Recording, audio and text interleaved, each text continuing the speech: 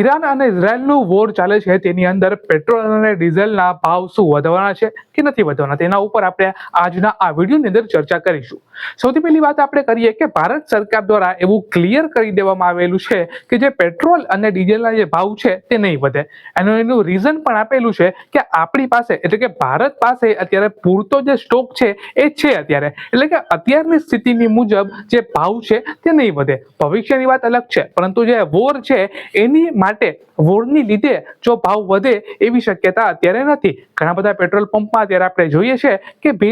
ભીડ ચાલુ છે, પરંતુ પેટ્રોલ પંપ દ્વારા અને ભારત સરકાર દ્વારા બંને તરફથી કહેવામાં આવેલું છે કે જે પેટ્રોલ અને એના ભાવ છે તે નહીં વધે અને પેટ્રોલનું જે અવેલેબિલિટી છે એટલે કે પેટ્રોલ અને ડીઝલ જે પૂરું થાય એવી અત્યારે ભય લોકોમાં ફેલાયેલો છે, ગેરસમજ અત્યારે લોકોમાં ફેલાયેલી છે કે પેટ્રોલ અથવા ડીઝલ છે એ અમારા વિસ્તારની અંદર પૂરું થઈ જશે. પરંતુ ભારત સરકાર દ્વારા એમ પણ કહેવામાં આવેલું છે કે જે પેટ્રોલ અને ડીઝલ છે એનો આપણી પાસે સ્ટોક પણ છે અને જે ભાવ છે એ અત્યારે સ્થળાંતર રહેશે એટલે કે વધશે નહીં.